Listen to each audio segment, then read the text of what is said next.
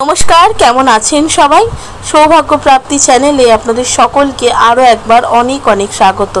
आज आबारो चले एसेछि नतून आरेकटी भिडियो निये जे भिडियोर माध्यमे आमी आपनादेरके जानाबो जे घुमेर मध्य दिएও किन्तु आमादेर भाग्य उन्नति करते पारे।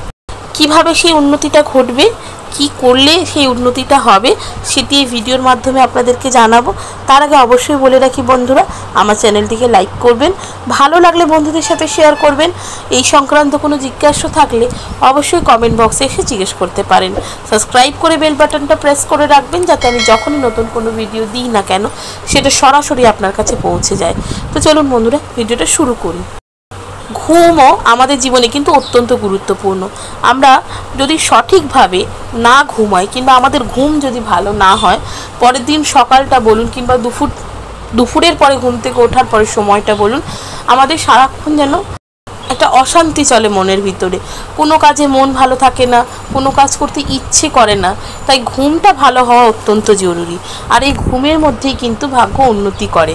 অনেক ক্ষেত্রে দেখা যায় যে ঘুমের মধ্যে দিয়ে যে ক্রিয়াগুলো হয় সেগুলো যদি আপনারা সঠিক নিয়ম মেনে পালন করতে পারেন তাহলে কিন্তু অনেকাংশে আপনারা উন্নতি করতে পারবেন।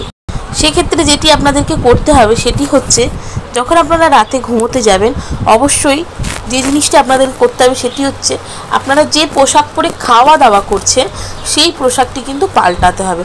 অনেকে আছে যে পোশাক পরে খাওয়া দাওয়া করে সেটা পরেই ঘুমোতে চলে যায়, সেটি কিন্তু অত্যন্ত অনুচিত।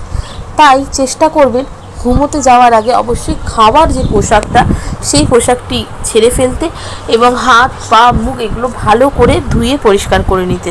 তারপর যখন ঘুমোতে যাচ্ছে একটা নিখুঁত তেজপাতা, যে তেজপাতাটা ডাটি রয়েছে, কোথাও কোনো দাগ নেই, ছেঁড়া ফাটা নেই, এই ধরনের একটি তেজপাতা আপনারা যে বালিশে শোবেন সেই বালিশের নিচে ডান দিক করে রাখতে হবে।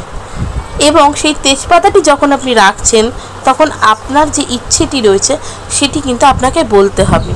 দেখবেন এই ক্রিয়াটি যদি আপনি ঠিকভাবে পালন করতে পারেন তাহলে কিন্তু ইচ্ছেও পূরণ হবে এবং নেতিবাচক শক্তিও থাকবে না আপনার মধ্যে।